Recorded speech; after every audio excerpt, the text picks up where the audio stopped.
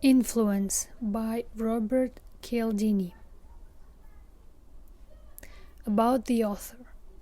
Robert Cialdini is Regents Professor of Psychology at Arizona State University, where he has also been named Graduate Distinguished Research Professor.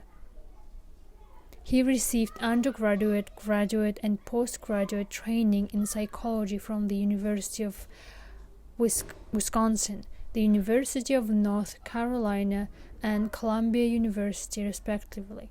He is past president of the Society of Personality and Social Psychology. He attributes his long-standing interest in the intricacies of social influence to the fact that he was raised in an entirely Italian family in a predominantly Polish neighborhood in a historically German city, Milwaukee, in an otherwise rural state. Preface. The initial version of Influence was designed for the popular reader, and as such an attempt was made to write it in engaging style. In the subsequent versions, that style is retained, but in addition I present the research evidence for my statements, recommendations, and conclusions, although they are dramatized and corroborated through such devices as interviews, quotes, and systematic personal observations. The conclusions of Influence are based on controlled psychological research. This fact allows the instructor, the student, and the popular reader to feel confident that the book is not pop psychology but represents work that is scientifically grounded.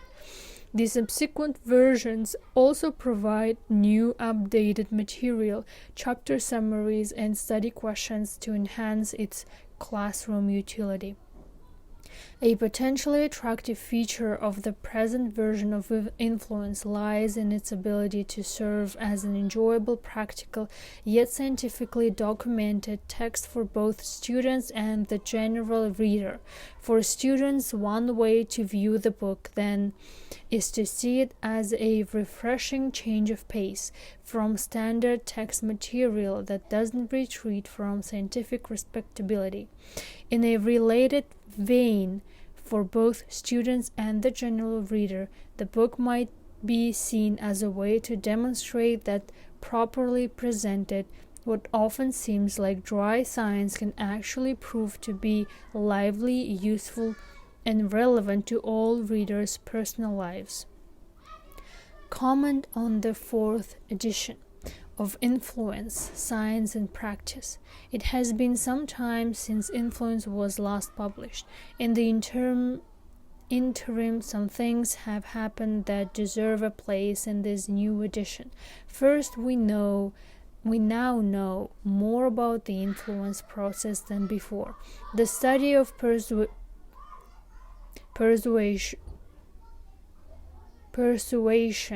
compliance, and change has advanced, and the pages that follow have been adapted to reflect the progress. In addition to an overall update of the material, I have explained a feature that was stimulated by the responses of prior readers. This feature highlights the experiences of individuals who have read Influence, recognize how one of the principles worked on them in particular instance, and wrote to me describing the event. Their descriptions, which appear in the reader's reports in each chapter, illustrate how easily and frequently we can fall victim to the influence process in our everyday lives. An array of people deserve and have my appreciation for their aid in making influence possible. Several of my academic colleagues read and provided perceptive comments on the entire manuscript in its initial draft form, greatly strengthening the subsequent version. There are Gus Levine, Doug Kenrick, Art Beeman, and Mark Zana. In addition, the first draft was read by a few family members and friends. Richard and Gloria Cialdini, Babette Gordon, and Ted Hall, who offered not only much-needed emotional support but insightful, substantive commentary as well. A second larger group provided helpful suggestions for selected chapters or groups of chapters. Todd Anderson, Sandy Braver, Catherine Chambers, Judy Cialdini, Nancy Eisenberg, Larry Atkin, Joanne Gersten, Jeff Goldstein, Betsy Hans, Valerie Hans, Joe Hepworth, Holly Hunt, Ann Inskip, Barry Lischowitz, Darwin Under, Debbie Littler, John Moen, Igor Pavlov, Janice Posner, Trish Purier, Marilyn Rail, John Reich, Peter Reingen, Diane Rubble, Phyllis Sensenig, Roman Sherman, and Henry Wellman. Certain people were instrumental at the beginning stages. John Staley was the first publishing professional to recognize the project's potential. Jim Sherman, Al Goethals, John Keating, Dan Wagner, Dolmas Taylor, Wendy Wood, and David Watson provided early positive reviews that encouraged author and editors alike.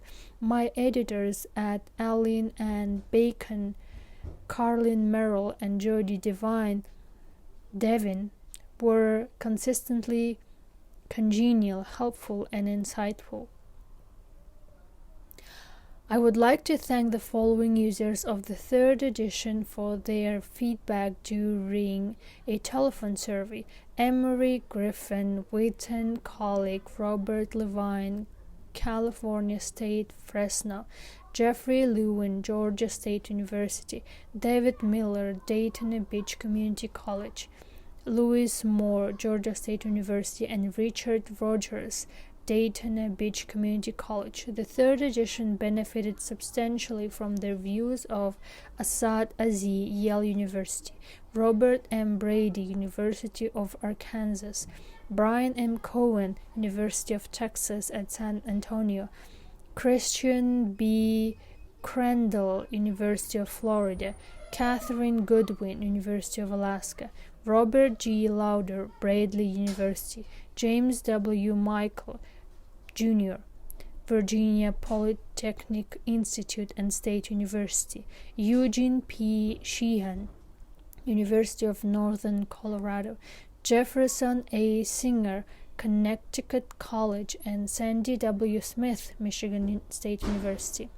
Finally, throughout the project, no one was more on my side than Babette Gordon, who lived every word with me.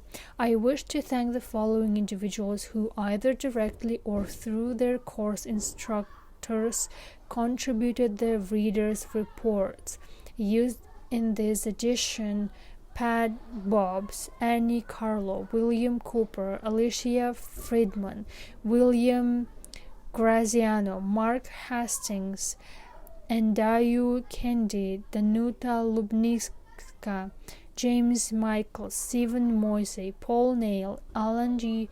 Resnick, Daryl Retzlaff, Geoffrey Rosenberger, Dan Swift, and Carla Wasks. I would also like to invite new readers to contribute similar reports for possible publication in a future edition.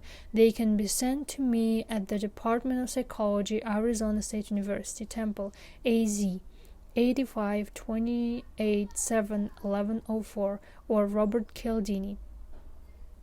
Finally, more influence-relevant information can be obtained at influence@work.com.